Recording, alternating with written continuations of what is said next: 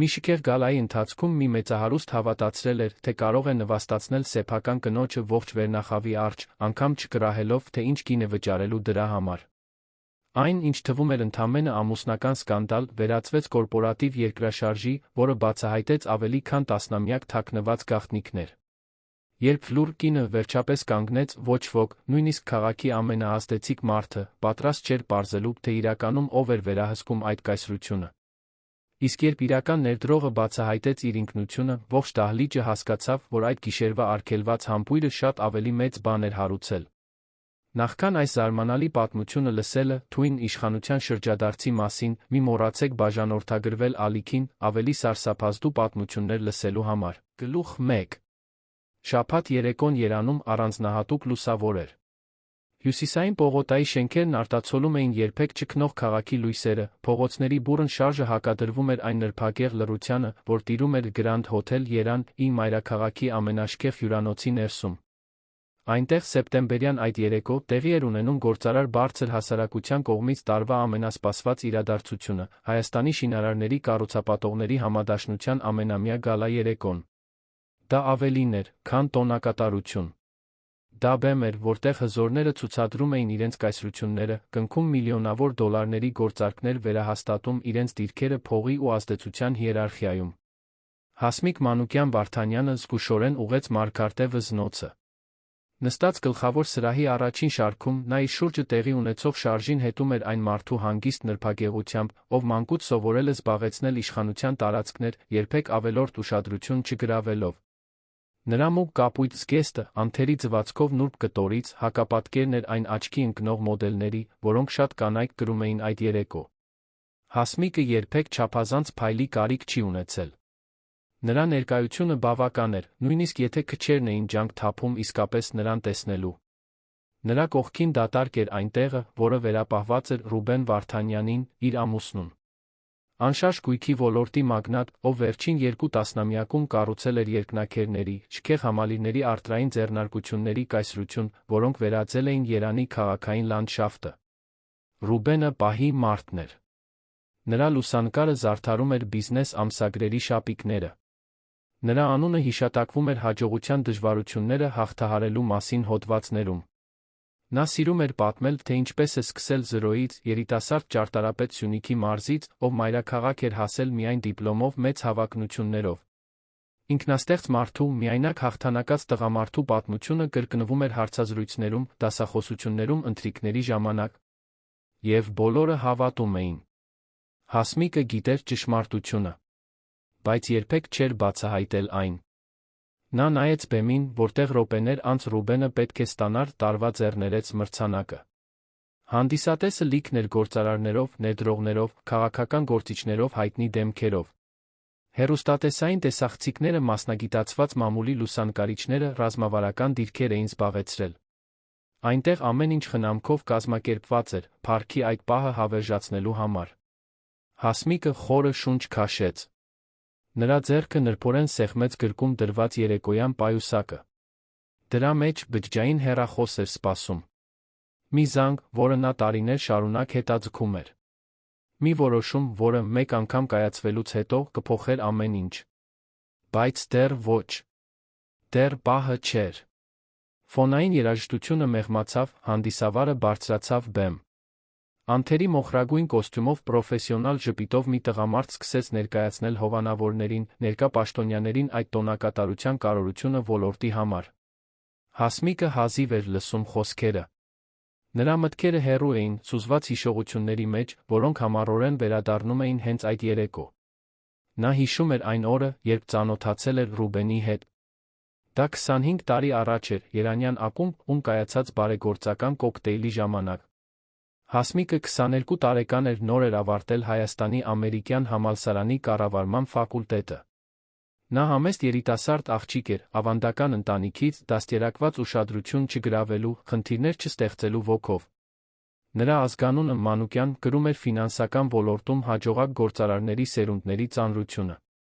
Բայց Հասմիկին դաստիարակել էին անտեսանելի լինել։ Նրա մայրը, Անահիտ Մանուկյանը, միշտ ասում էր, որ ընտանիքի կանայք չպետք է երան, այլ պարզապես պետք է թիկունք լինեն։ Եվ Հասմիկը լավ էր սովորել դասը։ Ռուբենն այդ ժամանակ ընդամենը նորավարտ ճարտարապետ էր, լի հավակնոտ նախագծերով անդիմադրելի հմայքով։ Նա գերել էր Հասմիկին կրքոտ խոսքերով, հավերժական սիրո խոստումներով այնպիսի ձով, որը նրան ստիպում էր զգալ, որ ինքը յուրահատուկ է, միակը, սիրված նրա համար, ով ինքն է, այլ ոչ թե իր կրած ազգանվան կամ ժառանգելիք հարստության համար։ Հասմիկը սիրահարվել էր։ Իսկապես։ Եվ հավատացել էր, որ Ռուբենը նույնպես։ Նրանք ամուսնացան 6 ամիս անց, Սուրբ Գրիգոր Լուսավորիչ մայր տաճարում կայացած նրբագեղ արարողությամբ։ Հասմիկի ընտանիքը ներկա էր որոշակի զսպվածությամբ։ Ռուբենը հարուստ ընտանիքից չէր, ծանրակշիռ ազգանուն չուներ։ Բայց Հասմիկը պնդել էր։ Նա սիրում էր նրան։ Եվ սերը այդ ժամանակ բավարար էր թվում։ Այն, ինչ ոչ ոք չգիտեր, նույնիսկ Հասմիկի ծնողները, այն էր, որ նա արդեն սկսել էր ֆինանսավորել ամուսնու առաջին նախագծերը։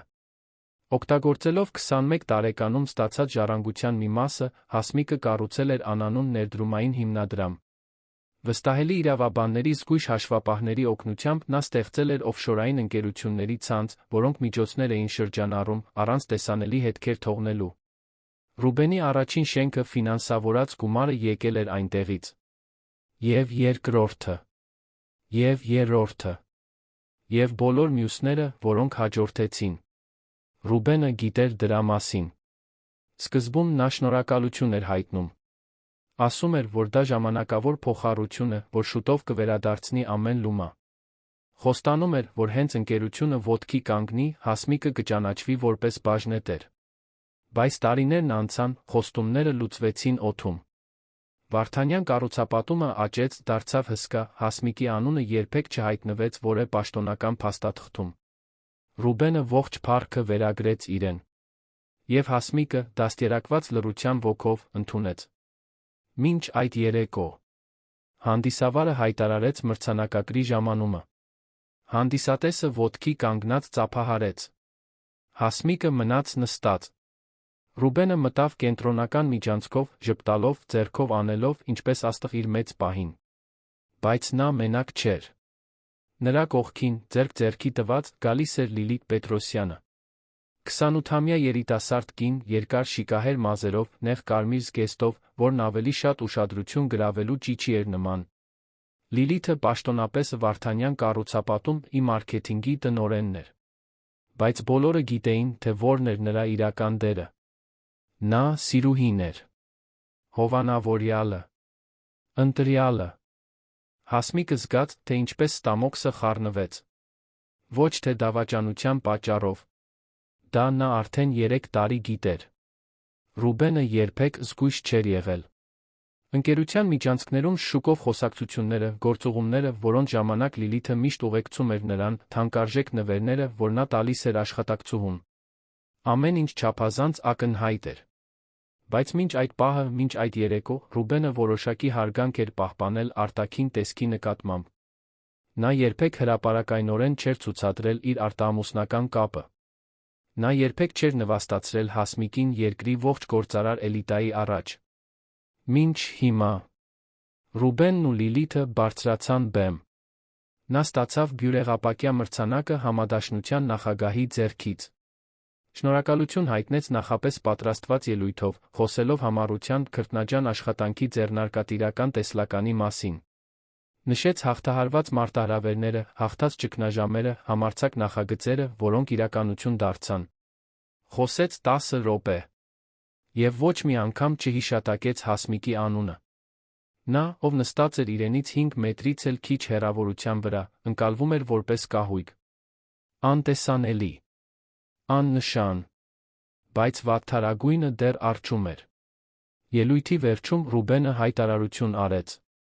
Խանդավառությամբ լի ձայնով նա Լիլիթին ներկայացրեց որպես Վարդանյան կառուցապատում իր ռազմավարական զարգացման նոր փոխնախագահ։ Ասաց, որ նա ընկերության ապագան է, փայլուն միտք, ի ծնե առաջնորդ։ Հանդիսատեսը քաղաքավարի ծափահարեց։ Ներկաներից ոմանք անհարմար հայացքներ փոխանակեցին։ Բոլորը գիտեին, թե դա ինչ էր նշանակում։ Լիլիթը պաշտոնի բարձրացում չէր ստանում արժանինքների համար։ Նա բարձրացվում էր, քանի որ մագնատի սրտի անկողնու ընտրյալն էր։ Եվ հետո, կարծես ցանկանալով կնքել այդ հրապարակային հայտարարությունը, Ռուբենը Լիլիթին մոտ քաշեց իրեն։ Եվ համբուրեց նրան։ Դա զուսպ համբույր չէր, ամաչկոտ շրթունքների հպում։ Դա խորը, երկար, կինեմատոգրաֆիկ համբույր էր։ Տեսախցիկների լուսարձակները պայթեցին հրավառության պես։ Լուսանկարիչները ֆիքսեցին յուրաքանչյուր անկյուն։ Համբույրը վերնագիր էր դառնալու։ Սկանդալ էր դառնալու։ Պատկեր էր դառնալու, որը կբնորոշեր այդ երեկոն։ Հասմիկը դիտում էր ամեն ինչ, առանց մկան շարժելու։ Նրա դեմքը մնում էր հանգիստ, անթափանց։ Տարիների խիստ դաստիարակությունը նրան սովորեցրել էր երբեք հրապարակավ զգացմունքներ չցուցադրել։ Բայց ներսում ինչ-որ բան կոտրվեց։ Դա ցավ չէր։ Տխրություն չէր։ Դա այլ բան էր։ Դա պարզություն էր։ Դա բացարձակ վստահությունն էր, որ եկել է գործելու պահը։ Նա վերցրեց պայուսակը, լուռ ոտքի կանգնեց, դուրս եկավ սրահից։ Ոչ ոք չնկատեց։ Բոլորը հիպնոսացած էին բեմի տեսարանով, բարձր հասարակության աչքի առաջ ծավալվող սկանդալով։ Հասմիկը հատեց հյուրանոցի նախասրահը ամուր հանգիստ քայլերով։ Նրա բարձրակրունկները արձագանքում էին փայլեցված մարմարի վրա։ Նա մտավ վերելակ, բարձրացավ 20-րդ հարկ, որտեղ գտնվում էր վեբ հյուրերի համար նախատեսված մասնավոր սենյակը։ Փակեց դուռը, նստեց կաշվե բազկաթոռին, պայուսակից հանեց բջջային հեռախոսը։ Նրա ձեռքերը չէին դողում։ Նա հավաքեց մի համար, որը անգիր գիտեր։ Գծի մյուս կողմում տղամարդու ձայն պատասխանեց. Փաստաբան Դավիթ Սարգսյան, կորպորատիվ իրավաբան, միաձուլումների, ձեռքբերումների կորպորատիվ վերակազմավորումների մասնագետ։ Նա միակն էր, բացի Հասմիկից, ով գիտեր ճշմարտությունը Վարդանյան կառուցապատում ի ֆինանսական կառուցվածքի մասին։ Նա էր, ով կառավարում էր անանուն հիմնադրամը, որին պատկանում էր ընկերության բաժնետոմսերի 60%-ը։ Նա էր, ով միջոցները շրջանառում էր օֆշորային գոտիներով։ Եվ նա էր, ով 3 տարի շարունակ սպասում էր Հասմիկի թույլտվությանը, իրականացնելու այն, ինչ նրանք անվանում էին ամայացած հողի արձանագրություն։ Հասմիկ, ես տեսնում եմ նորությունները։ Նա իսկապես դա արեց, ասաց Դավիթը, զուսպ, բայց սպված վրդովմունքով լի ձայնով։ Արեց, հանգիստ պատասխանեց Հասմիկը։ Եվ հիմա ես ուզում եմ, որ դու անես այն, ինչ պլանավորել էինք։ Համոզվա՞ծ ես։ Մեկ անգամ սկսելուց հետո հետդարձի ճանապարհ չի լինի։ Բացարձակապես համոզված եմ։ Դադար եղավ։ Հետո Դավիթն ասաց. Ես հիմա ամեն ինչ կգործարկեմ։ Խորհրդի արտահերթ նիստ, վաղը առավոտյան ժամը 9-ին։ Բոլոր տնօրենների հրավեր։ Ամբողջական աուդիտ։ Եվ փաստաթղթերը, որոնք դու խնդրել էիր, պատրաստ են։ Բոլոր ապացույցները։ Հրաշալի է, ասաց Հասմիկը։ Ես այնտեղ կլինեմ։ Նա անջատեց հեռախոսը, մի քանի րոպե լուռ մնաց, նայելով պատուհանից։ Ներքում երանը փայլում էր։ Քաղաքը, որը Ռուբենը կարծում էր, թե նվաճել է։ Կայսրությունը, որը նա կարծում էր, թե կառուցել է։ Այդ ամենը իրականում կառուցվել էր նրա փողերով։ Նրա ռազմավարական խելքով։ Նրա հաշվարկած ռիսկերով, որոնք նա ստանձնել էր կուլիսներում, մինչդեռ նա փայլում էր ուշադրության կենտրոնում։ Հասմիկը փակեց աչքերը, խորը շունչ քաշեց։ Տարիների ընթացքում առաջին անգամ նա ազատությանը նման մի բան զգաց։ Նա 2 տասնամյակ աջակցել էր մի մարդու, ով երբեք իրեն չէր գնահատել։ Ֆինանսավորել էր երազանքներ, որոնք նա վաճառում էր որպես իրենը։ Ընդունել էր ճանաչման փշրանքներ, մինչդեռ նա քաղում էր ողջ փառքը։ Եվ այդ ամենը, որովհետ նրան այդպես էին դաստիարակել։ Աջակցել առանց երալու։ Ուժեղ լինել լռության մեջ։ Բայց լռությունն էլ սահման ուներ։ Եվ Ռուբենը հենց նոր էր հատել այն։ Նա վերադարձավ սրա այն պահին, երբ երեկույթը իր գագաթնակետին էր։ Կենդանի երաժշտություն, շամպայն, աշխույժ զրույցներ։ Ռուբենը երկրպագուների խմբի կենտրոնում էր, Լիլիթը կախվել էր նրա թից, որպես հաղթանշան։ Նա բարձր, վստահ, պայծառ ծիծաղում էր։ Հասմիկն անցավ նրանց կողքով, առանց նայելու։ Զգեստապահարանից վերցրեց վերարկուն, դուրս եկավ հյուրանոցից։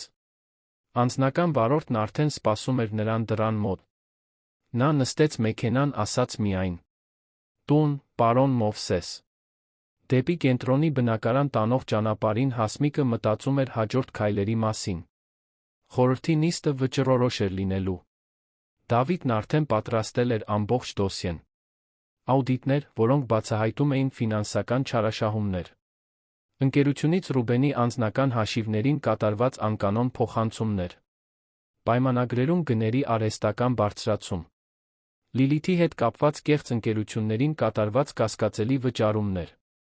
Ամեն ինչ փաստաթղթավորված։ Ամեն ինչ ապացուցված։ Ռուբենը սխալներ էր գործել։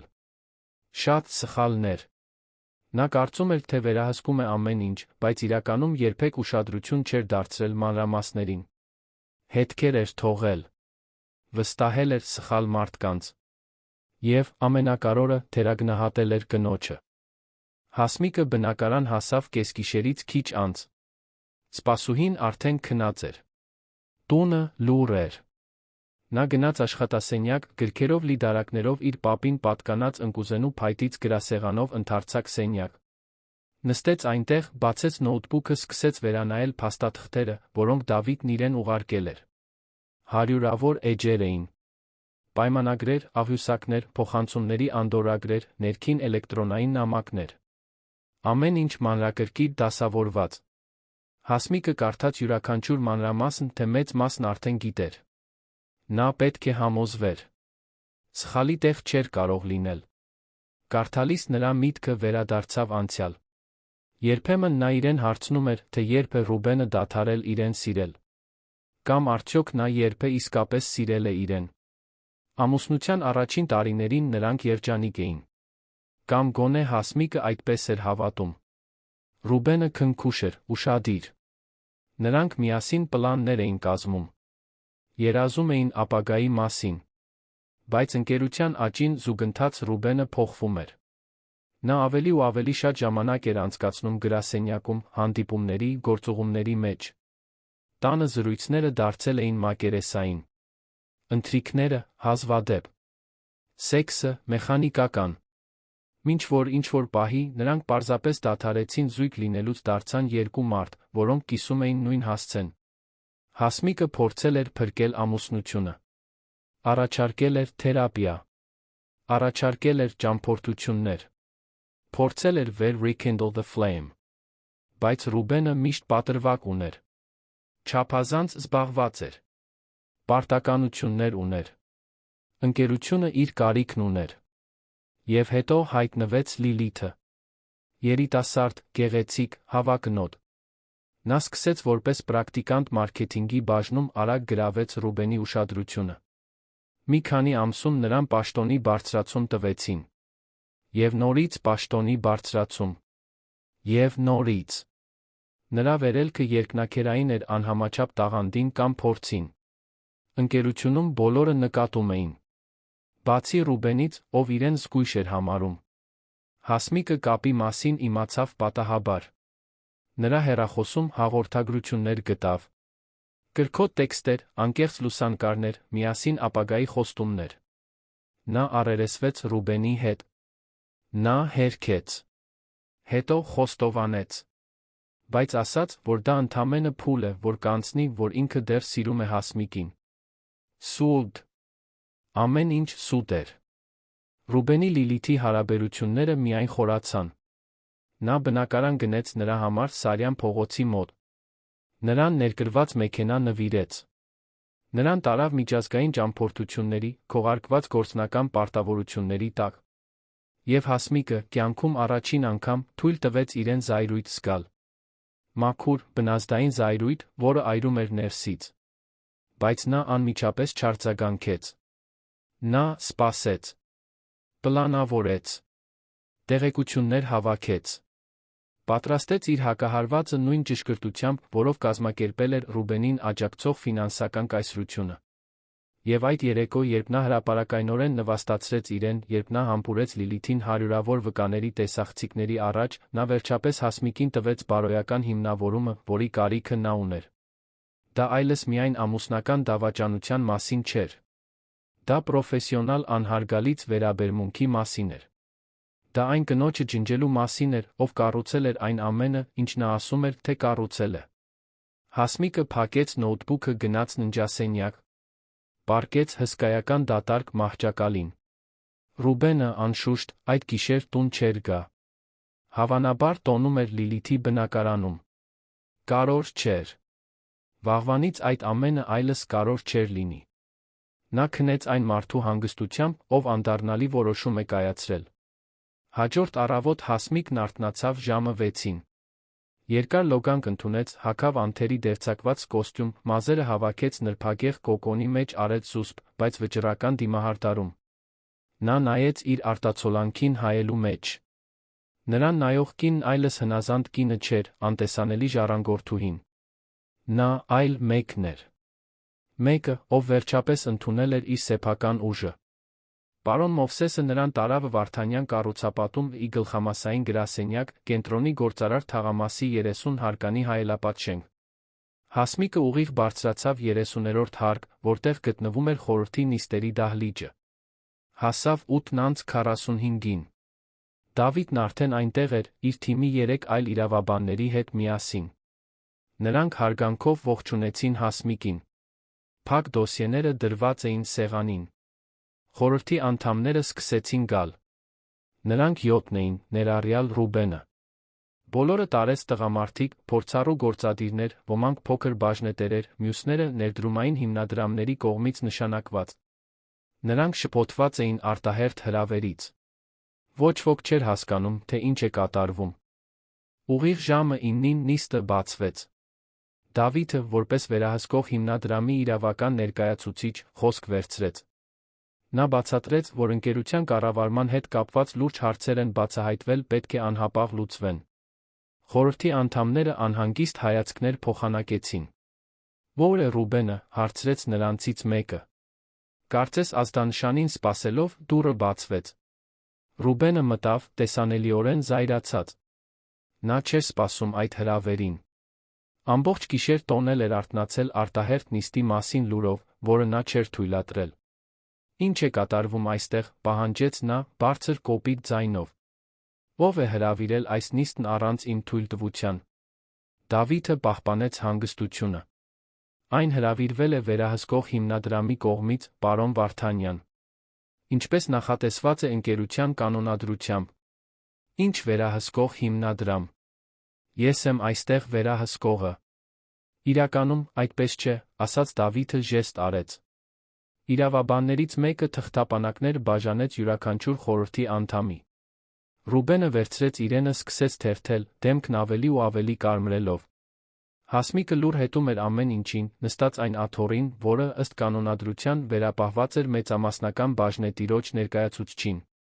Մինչ այդ պահը այդ աթոռը միշտ դատարկ էր մնացել նիստերի ժամանակ, քանի որ, պաշտոնապես, հիմնադրամն անանուն էր։ Բայց այսօր Հասմիկը զբաղեցնում էր իր իրավունքով տեղը։ Ռուբենը վերջապես նայեց նրան։ Եվ տարիների ընթացքում առաջին անգամ իսկապես տեսավ նրան։ Հասմիկ, ասաց նա, շփոթված։ Դու ինչ ես անում այստեղ։ Նա թեթակի առաջ թեքվեց, ձեռքերը միահյուսած սեղանի վրա։ Ես այստեղ եմ որպես Վարդանյան կառուցապատում, ի մեծամասնական բաժնետեր, Ռուբեն։ Միշտ եղել եմ։ Առաջին իսկ օրվանից։ Հաջորդած լռությունը բացարձակ էր։ Ռուբենը թարթեց, փորձելով հասկանալ։ Ինչի՞ մասին ես խոսում։ Դավիթը վերսկսեց խոսքը։ Մանուկյան կապիտալը հիմնադրամը, որը գրանցված է Կայմանյան կղզիներում, տիրապետում է այս ընկերության բաժնետոմսերի 60%-ին։ Այդ հիմնադրամն ամբողջությամբ պատկանում է տիկին Հասմիկ Մանուկյան Վարդանյանին։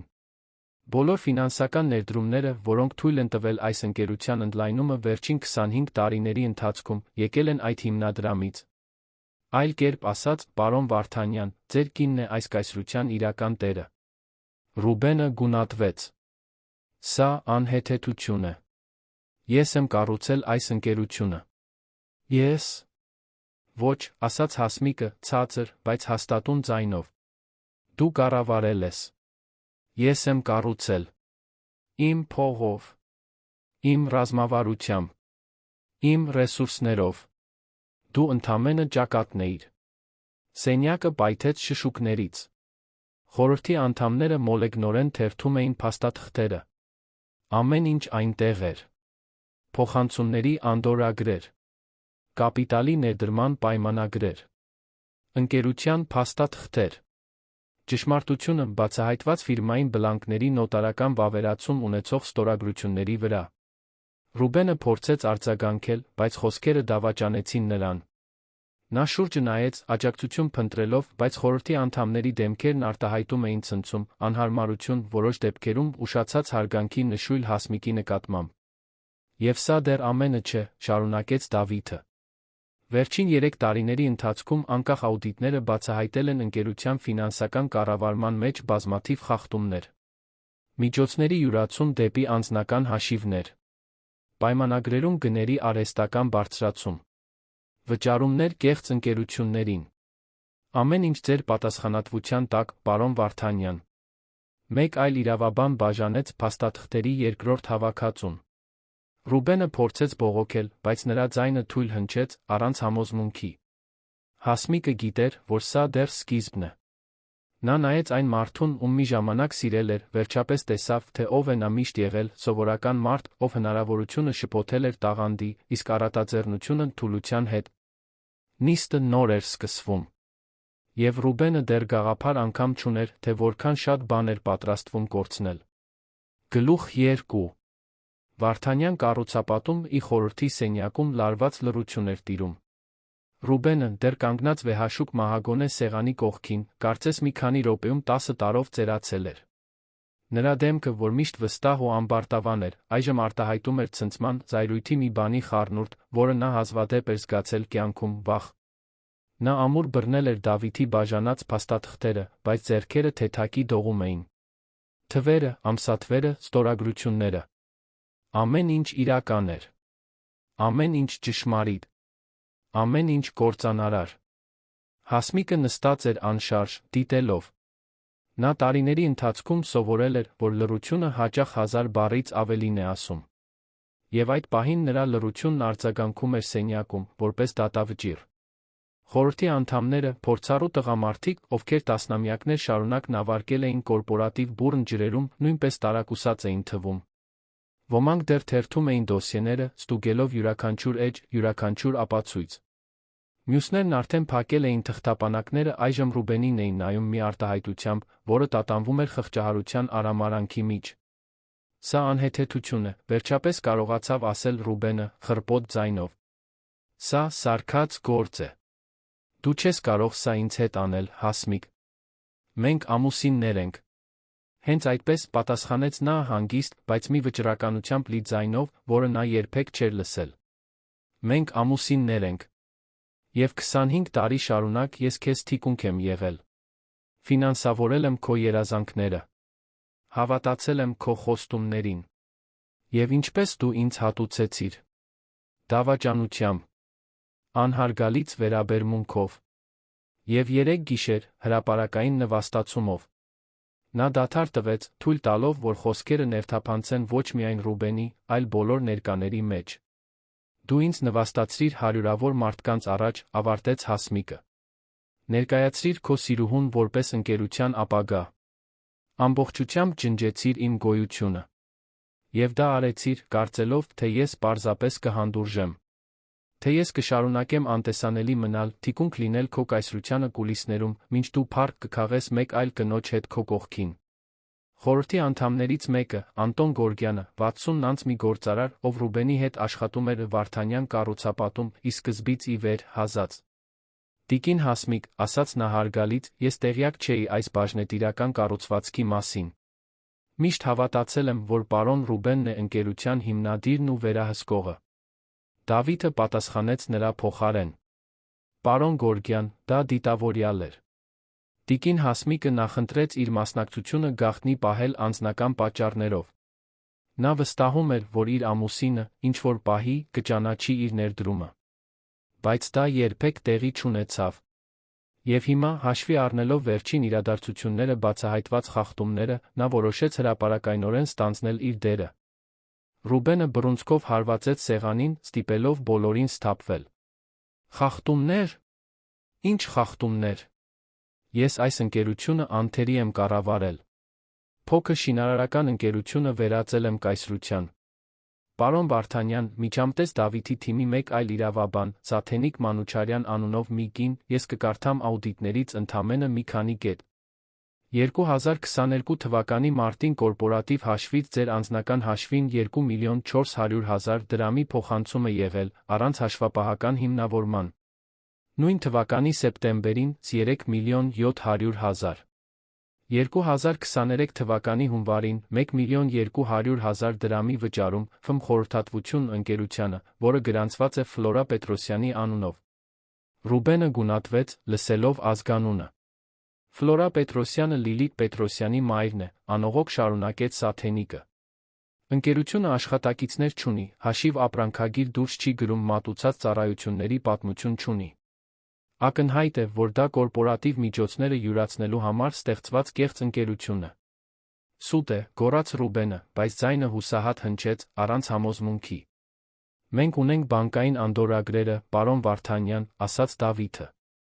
Ունենք եկամտահարկի հայտարարագրերը, որոնց մասին դուք չգիտեիք, որ հավաքում ենք։ Ունենք աշխատակիցների ցուցմունքներ։ Եվ ունենք բանկի անվտանգության տեսախցիկների ձայնագրությունները, որտեղ այդ փոխանցումները թույլատրվել են։ Անձամբ ձեր կողմից։ Հաջորդած լռությունը ջնշող էր։ Ռուբենը շուրջը նայեց, դաշնակից փնտրելով մեկին, ով կհավատա իրեն։ Բայց սեղանի շուրջ դեմքերը քարե էին։ Նա վերջապես ծանրորեն ընկավ աթոռին, պարտված։ Հասմիկը մի պահ զգաց մի բան, որը կարող էր խղճահարություն լինել։ Բայց ընդամենը մի պահ։ Արագ հիշեց նախորդ գիշերը։ Համբույրը։ Նվաստացումը։ Բոլոր այն տարիները, երբ նա թիկունք է եղել այդ մարդուն, երբեք անգամ մի շնորհակալություն չի ստացել։ Տիկինը մտադիր է դատական հայց ներկայացնել, հարցրեց խորհրդի անդամներից մեկը, Մարգար Ֆոնյանը, կորպորատիվ իրավաբան, ով ներկայացնում էր փոքրամասնական կենսաթոշակային հիմնադրամ։ Ոչ միայն դատական, պատասխանեց Դավիթը։ Տիկին Հասմիկը գործի է դնում ընկերության կանոնադրությամբ նախատեսված բոլոր մեխանիզմները։ Եվ առաջին միջոցառումը պարոն Ռուբեն Վարդանյանին գործադիր տնօրենի պաշտոնից ազատելու քվեարկությունն է, վատ վարքի, վստահության չարաշահման միջոցների յուրացման համար։ Սենյակը նորից պայթեց շշուկներից։ Ռուբենը կտրուկ գլուխը բարձրացրեց։ Դուք չեք կարող ինձ հեռացնել իմ սեփական ընկերությունից։ Դա քո ընկերությունը չէ, Ռուբեն, ասաց Հասմիկը, առաջին անգամ ուղիղ նայելով նրա աչքերին։ Երբեք չի եղել։ Միշտ իմն է եղել։ Եվ հիմա, վերջապես, ես կստանձնեմ այն, ինչ միշտ ինձ է պատկանել։ Դավիթը բաժանեց քվեաթերթիկները։ Ըստ կանոնադրության, բացատրեց նա, գործադիր տնօրենին հիմնավոր պատճառով պաշտոնանկ անելը պահանջում է խորհրդի 60%-ի հավանությունը։ Քանի որ տիկին Հասմիկը տիրապետում է բաժնետոմսերի 60%-ին, տեխնիկապես որոշումն արդեն կայացված է։ Բայց նա նախընտրում է, որ դա լինի թափանցիկ քվեարկություն, որպեսզի արձանագրվի, որ կամայականություն չի եղել։ Խորհրդի անդամները վերցրին քվեաթերթիկները։ Ոմանք թեթացած էին թվում, որ կարող են գաղտնի քվեարկել։ Մյուսները, ավելի տարեց ու ավանդապաշտ, անհարմար էին զգում այս ամբողջ իրավիճակից։ Բայց բոլորը գիտեին, որ իրական ընտրություն չկա։ Ապացույցները անհերքելի էին։ Եվ Հասմիկը մեծամասնական բաժնետերն էր։ Քվեարկելուց առաջ Ռուբենը ոտքի կանգնեց։ Նրա ձայնը, երբ հնչեց, այլ էր։ Ավելի ցածր։ Գրեթե աղաչական։ Հասմիկ, խնդրում եմ։ Կարող ենք խոսել այս մասին։ Կարող ենք այլ կերպ լուծել։ Մենք զույգ ենք։ Մենք միասին պատմություն ունենք։ Ունեինք պատմություն, ուղղեց նա։ Դու այդ պատմությունը 3 գիշեր ոչնչացրիր։ Երբ ինձ նվաստացրիր։ Երբ հրապարակայնորեն մեկ այլ կին ընտրեցիր։ Երբ 25 տարվա նվիրումը ջնջեցիր մի համբույրով։ Ես սխալ էի, խոստովանեց Ռուբենը, Հասմիկը գրեթե հավատաց նրա անկեղծությանը։ Գրեթե։ Ես լիովին սխալ էի։ Լիլիթը ոչինչ չի նշանակում։ Դա սխալ էր։ Մի փուլ։ Ես քեզ սիրում եմ, Հասմիկ։ Միշտ սիրել եմ։ Եթե սիրեիր, ասաց նա, ինձ կճանաչեիր։ Իմ անունը կդնեիր պայմանագրերի վրա հենց սկզբից։ Ինձ կներկայացնեիր որպես բաժնետեր, որպես ներդրող, որպես այն մարդը, ով այս ամենը հնարավոր դարձրեց։ Բայց դու չարեցիր, որովհետ ինձ չէիր սիրում։ Դու սիրում էիր իմ փողը։ Եվ երբ դա այլս բավարար չէր, դու մեկ այլ զբաղմունք գտար։ Ռուբենը բերանը բացեց պատասխանելու, բայց խոսքեր չգտավ։ Նա գիտեր, որ Հասմիկը ճիշտ է։ Միշտ գիտեր խորքում, որ Հասմիկն է Վարդանյան կառուցապատում իրական ուժը։ Բայց դա ճանաչելը կնշանակեր կիսել փառքը։ Եվ Ռուբենը երբեք ոչինչ կիսել չէր ուզում։ Քվեարկությունը սկսվեց։ Մեկ առ մեկ խորհրդի անդամները լրացրին իրենց քվեաթերթիկները, դրեցին դրանք ինքնաշեն քվեատուփի մեջ։ Դավիթը պատասխանատու էր ձայները բացելու հաշվելու համար։ Արդյունքը կանխատեսելի էր, բայց այնուամենայնիվ հսկայական խորհրդանշական կշիռ ուներ։ 7 ձայն կողմ պաշտոնանկությանը, հայտարարեց Դավիթը։ Ոչ մի ձայն դեմ։ Այս խորհրդի միաձայն որոշմամբ պարոն Ռուբեն Վարդանյանը ազատվում է Վարդանյան կառուցապատում ի գործադիր տնօրենի պաշտոնից, անհապաղ ուժի մեջ մտնելով։ Ռուբենը ոտքի կանգնեց, սայթաքելով։ Դուք կզղջաք դրա համար, ասաց նա, բայց սպառնալիքը դատարկ հնչեց։ Ես դատի կտամ։ Կպայքարեմ։ Սա այսպես չի մնա։ Ազատ եղեք, հանգիստ ասաց Դավիթը։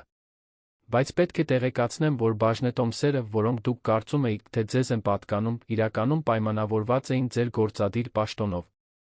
Ձեր պաշտոնանկությամբ այդ բաժնետոմսերը վերադառնում են վերահսկող հիմնադրամին։ Դուք այլս բաժնետիրական մասնակցություն չունեք այս ընկերությունում։ Ռուբենը սպիտակեց։ Դա հնարավոր չէ։ Ամեն ինչ կանոնադրության մեջ է, պարոն Վարդանյան։ Կանոնադրությունը, որը դուք ստորագրել եք 25 տարի առաջ, երբ ընկերությունը հիմնադրվեց։ Ես անձամբ եմ կազմել այդ փաստաթուղթը, տիկին Հասմիկի խնդրանքով։ Ենթադրում եմ, դուք երբեք ուշադիր չեք կարդացել։ Դա ճիշտ էր։ Ռուբենը երբեք չէր անհանգստացել իրավական մանրամասների համար։ Նա կարծում էր, որ դրանք ձանձրալի բյուրոկրատիա են, բաներ, որոնցով իրավաբաններն են զբաղվում։ Նա անհանգստանում էր տեսլականի, ռազմավարության, հանրային իմիջի համար։ Եվ հիմա բացահայտում էր, որ մանրամասները, որոնք անտեսել էր, հենց դրանք էին, որ իրեն կործանում էին։ Նիստը շարունակվեց։ Դավիթը ներկայացրեց երկրորդ օրակարգային հարցը՝ Հասմիկի ընտրությունը որպես Վարդանյան կառուցապատում ի նոր գործադիր նախագահ։ Կրկին միաձայն քվեարկություն։ Նա ընդունեց գլխի շարժումով, առանց վեհանձն խոսքերի, առանց հուզական ելույթների։ Պարզապես հանգիստ ընդունում մի բանի, որը միշտ իրեն է պատկանել։ Դեռ մի վերջին հարց կա, ասաց Դավիթը։ Տիկին Լիլիթ Պետրոսյանի իրավիճակը։ Նրան 3 գիշեր պաշտոնի բարձրացում են տվել, դարձնելով ռազմավարական զարգացման փոխնախագահ։ Սակայն այդ պաշտոնի բարձրացումը հաստատված չի եղել խորհրդի կողմից, ինչպես պահանջում է կանոնադրությունը տնօրինության պաշտոնների համար։ Հետաբար, ավարտեց Սաթենիկը, պաշտոնի բարձրացումը անվավեր է։ Եվ հաշվի առնելով ապացույցները, որ տիկին Պետրոսյանը օգտվել է ընկերությունից յուրացված միջոցներից, մենք խորհուրդ ենք տալիս նրա անհապաղ ազատումը։ Եվս մեկ քվեարկություն։ Եվս մեկ միաձայն որոշում։ Ռուբենը դիտում էր ամեն ինչ, կարծես մղձավանջի մեջ լիներ։ Մեկ ժամից էլ քիչ ժամանակում նա կորցրեց ամեն ինչ։ Պաշտոնը, բաժնետոմսերը, վերահսկողությունը։ Եվ հիմա, նույնիսկ Լիլիթին։ Կարծես կանչված լիներ, սենյակի դուռը բացվեց։ Լիլիթը շտապ ներս մտավ, դեռ նախորդ գիշերվա հագուստով, քսված դիմահարդարումով, խառնված մազերով։ Նա ուղիղ գալիս էր այն բնակարանից, որտեղ գիշերն անցկացրել էր Ռուբենի հետ։ Ինչ է կատարվում, հարցրեց նա, նայելով Ռուբենից Հասմիկին։ Հաղորդագրություն ստացա, որ շտապ գամ։ Դավիթը ոտքի կանգնեց։ Տիկին Պետրոսյան, ցավում եմ տեղեկացնել, որ ձեր աշխատանքային պայմանագիրը Վարդանյան կառուցապատում ի հետ խզվել է։ Հիմնավոր պատճառով։ Դուք մինչ օրվա վերջ ժամանակ ունեք ձեր անձնական իրերը գրասենյակից վերցնելու։ Ինչպես թե, Լիլիթը նայեց Ռուբենին, սպասելով, որ նա միջամտի։ Ռուբեն, մի բան արա։ Բայց Ռուբենը ոչինչ չէր կարող անել։ Նա ինքը զրկվել էր ամբողջ իշխանությունից։ Լիլիթը նրա հայացքից հասկացավ, որ ինչ-որ սարսափելի բան է տեղի ունեցել։ Բացի այդ, շարունակեց Սաթենիկը, ձեր անունով ձեր կամ ձեր ընտանիքի հետ կապված ընկերությունների անունով գրանցված բանկային հաշիվները սառեցվել են դատական կարգով։ Սա ներառում է Սարյան փողոցի բնակարանը, որը ձեռք է բերվել ընկերությունից յուրացված միջոցներով կվերցվի։ Լիլիթը խոսքեր չգտավ։ Նա շուրջը նայեց, փորձելով հասկանալ։ Նրա հայացքը վերջապես կանգ առավ Հասմիկի վրա։ Եվ առաջին անգամ նա իսկապես տեսավ Ռուբենի կնոջը։ Ոչ թե անտեսանելի կնոջը, որին միշտ անտեսել էր, այլ հզոր կնոջը, ով հենց նոր ոչնչացրեց ամեն ինչ։ Դու էիր, ասաց Լիլիթը, ձայնը դողալով զայրույթի վախի մեջ։ Ես էի, հաստատեց Հասմիկը, հանգիստ։ Դու կարծում էիր, թե կարող ես քո կյանքը կառուցել իմ փողի հաշվին։ Թե կարող ես վերցնել իմ ամուսնուն, իմ դիրքը, իմ արժանապատվությունը, առանց հետանքների։ Դու սխալվում էիր։ Լիլիթը ուզեց պատասխանել, բայց խոսքերը մեռան կոկորդում։ Նա հասկացավ շատ ուշ, որ երբեք այն թագուհին չի եղել, որին պատկերացնում էր։ Նա ընդամենը խաղաքար է եղել շատ ավելի մեծ խաղում։ Եվ հիմա խաղն ավարտվել էր։ Ընկերության անվտանգության աշխատակիցները մտան սենյակ։ Դավիթը ժեստ արեց։ Պարոն Վարդանյան, Տիկին Պետրոսյան, խնդրում եմ ուղեկցեք անվտանգության աշխատակիցներին։ Ձեր մուտքը շենք չեղարկվել է։ Այս պահից սկսած դուք այլևս Վարդանյան կառուցապատում ի տարածքում մնալու թույլտվություն չունեք։ Ռուբենը վերջին անգամ նայեց Հասմիկին։ Նրա աչքերում աղաչանք կար։ Գուցե այն մարդու վերջին մնացորդը, որին նա ճանաչել էր 25 տարի առաջ։ Երազող ճարտարապետը, ով նրան ստիպել էր հավատալ սիրուն։ Բայց Հասմիկը ոչինչ չզգաց։ Ոչ զայրույթ։ Ոչ խղճահարություն։ Պարզապես սառը դատարկություն, որտեղ առաջ սեր էր ապրում։ Ռուբենին Լիլիթին ուղեկցեցին դուրս։ Դուռը փակվեց նրանց հետից։ Եվ տասնամյակների ընթացքում առաջին անգամ Հասմիկը զգաց, որ կարող է ազատ շնչել այդ տարածքում։ Խորհրդի անդամները ոտքի կանգնեցին, մեկ առ մեկ, պաշտոնապես ողջունեցին Հասմիկին։ Ոմանք անկեղծ հարգանքով։ Մյուսները այն պրոֆեսիոնալ քաղաքավարությամբ, որը իրական զգացմունքներ չի բացահայտում։ Բայց բոլորը, առանց բացառության, ճանաչեցին նրան որպես նոր առաջնորդ։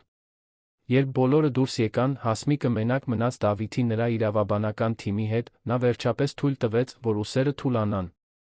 Ինչպե՞ս ես քեզ զգում, հարցրեց Դավիթը։ Տարօրինակ, խոստովանեց Հասմիկը։ 25 տարի թաքնվել եմ։ Եվ հիմա, հանկարծ, ես ամեն ինչի կենտրոնում եմ։ Կսովորես, ասաց Դավիթը, քաջալերող ժպիտով։ Եվ փայլուն կլինես։ Դու միշտ ես եղել։ Պարզապես երբեք թույլ չես տվել, որ տեսնեն։ Հասմիկը գլխով արեց։ Առջում շատ աշխատանք ուներ։ Ընկերությունը ամբողջական վերակառուցման կարիք ուներ։ Նախագծերը պետք է վերանայվեին։ Պայմանագրերը վերակնքվեին։ Աշխատակիցներին պետք էր հանգստացնել։ Եվ մամուլը պետք էր կառավարել։ Այն սենյակում տեղի ունեցածի մասին լուրերը, անշուշտ, դուրս կգային։ Եվ երբ դուրս գային, դա կլիներ հսկայական մասշտաբի սկանդալ։ Բայց Հասմիկը պատրաստ էր։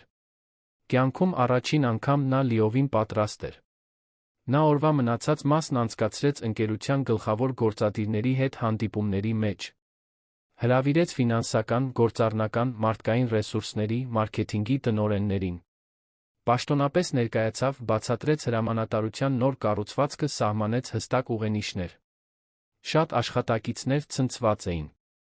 Ոմանք արդեն գիտեին ներքին լուրերի միջոցով, որ ինչ-որ մեծ բան է կատարվում։ Բայց մեծամասնությունը գաղափար անգամ չուներ, որ մագնատի համեստ կինը, իրականում, ամեն ինչի իրական տերն է։ Հասմիկը յուրաքանչյուր զրույց վարեց վճռականությամբ, նրբագեղությամբ։ Նա չներողություն խնդրեց անտեսանելի մնալու համար։ Չարդարացրեց իր անցյալի ընտրությունները։ Պարզապես հաստատեց ներկան, գծեց ապագան։ Երեկոյան, երբ բոլորն արդեն գնացել էին, Հասմիկը մենակ մնաց իր նոր գրասենյակում։ Դա այն սենյակն էր, որը նախկինում պատկանում էր Ռուբենին։ Հսկայական սենյակ, հատակից առաստաղ պատուհաններով, որոնք Երանի համայնապատկերային տեսարան էին բացում։ Քաղաքը ձգվում էր մինչ հորիզոն, շենքերի, պողոտաների, բաբախող կյանքի ծով։ Նա նստեց սեղանի հետի կաշվե բազկաթոռին, թույլ տվեց իրեն, առաջին անգամ, զգալ այն ամենի ծանրությունը, ինչ տեղի էր ունեցել։ Դա ուրախություն չէր։ Վրեժի բավարարվածություն չէր։ Դա ավելի խորը բան էր։ Դա վերջապես ճիշտ տեղում լինելու զգացողությունն էր։ Նրա բջջայինը զանգեց։ Անահիտն էր, մայրը։ Հասմիկ, նորություններում տեսա, ասաց տարեց կնոջ ձայնը, անհանգիստ։ Ճիշտ է։ Դու իսկապես ստանձնել ես ընկերությունը։ Ճիշտ է, մայրիկ։ Դադար եղավ։ Հետո Անահիտը մեղմ ասաց. հպարտանում եմ քեզնով, աղջիկս։ Դու արեցիր այն, ինչ ես երբեք չհամարձակվեցի անել։ Հասմիկը զգաց, որ աչքերը խոնավանում են։ Իր մայրը իր նման դաստիարակվել էր անտեսանելի լինելու համար։ Թիկունք լինելու, առանց երալու։ Լռության մեջ ուժեղ լինելու։ Եվ ամբողջ կյանքում Անահիտը հետել էր այդ կանոններին։ Բայց հիմա նրա ձայնում հավանություն կար։ Ճանաչում կար, որ դուստրը կոտրել է շղթան։ Շնորհակալ եմ, մայրիկ, ասաց Հասմիկը, ձայնը խեղդվելով։ Երբ անջատեց, նա նորից նայեց պատուհանից։ Ներքում, փողոցում, կյանքը շարունակվում էր։ Մարդիկ գալիս գնում էին։ Մեքենաները ազդանշան էին տալիս։ Քաղաքը շնչում էր իր կատաղի ռիթմով։ Եվ այնտեղ 30-րդ հարկի այդ գրասենյակում Հասմիկ Մանուկյան-Վարդանյանը վերջապես թույլ տվեց իրեն զգալ, որ պատկանում է այդ աշխարհին։ Ոչ թե որպես երկրորդական դերակատար, այլ որպես իր սեփական պատմության գլխավոր հերոս։ Նա դեռ շատ բան ուներ հաղթահարելու։ Ռուբենը, անշուշտ, կփորձեր ամեն ինչ դատական կարգով վերադարձնել։ Լիլիթը կարող էր խնդիրներ ստեղծել։ Մամուլը անողոք կլիներ։ Հասարակությունը կդատեր։ Բայց Հասմիկը պատրաստ էր այդ ամենին։ Որովհետև 25 տարվա մեջ առաջին անգամ նա այլս թաքնված չէր։ Եվ բացահայտեց, որ լույսը որքան էլ սարսափելի լիներ, հենց այնտեղ էր, որտեղ միշտ պետք է լիներ։ Գլուխ 3։ Լուրը պայթեց հաջորդ առավոտ։ Բոլոր հիմնական լրատվամիջոցները տպագրում էին նույն ցնցող վերնագրի տարբերակները։ Անտեսանելի կինը գահընկեց արեց մագնատին, ժառանգորդուհին բացահայտում է, որ անշարժ գույքի կայսրության իրական տերն է, Երանի ամենահզոր կնոջ լուր վրեժը։ Տնտեսական թերթերը ամբողջական էջեր էին նվիրում պատմությանը։ Բամբասանքի կայքերը շահարկում էին սկանդալի յուրաքանչյուր մանրամասն։ Սոցիալական ցանցերը եռում էին բաժանված կարծիքներից, մեմերից դավադրության տեսություններից։ Հասմիկն արթնացավ վաղ, ինչպես միշտ, բայց այդ առավոտ զգաց աշխարհի այլ ծանրությունն իր ուսերին։ Նա մենակ սուրճ խմեց բնակարանի խոհանոցում, մեթոդաբար կարդալով յուրաքանչյուր ռեպորտաժ, յուրաքանչյուր կարծիքի սյունակ, յուրաքանչյուր վերլուծություն։ Որոշ հրատարակություններ նրան ներկայացնում էին որպես հերոսուհի։ Ուժեղ կին, որը վերջապես պահանջեց իր տեղը։ Մյուսներն ավելի քննադատական էին, ակնարկելով, որ նա գործել է մանր վրեժխնդրությունից դրդված, որ նա տաղանդավոր մարդու է կործանել խանդի պատճառով։ Հասմիկին չէր հետաքրքրում ուրիշների կարծիքը։ Երբեք չէր հետաքրքրել։ Կարորը փաստերն էին։ Եվ փաստերը նրա կողմն էին։ Պարոն Մովսեսը նրան տարավ Վարդանյան կառուցապատում ճիշտ առավոտյան 7:30-ին։ Երբ մեքենան կանգնեց կենտրոնի հայելապատ շենքի դիմաց, Հասմիկը նկատեց, որ մայթին հեռուստատեսային տեսախցիկներ են տեղադրված։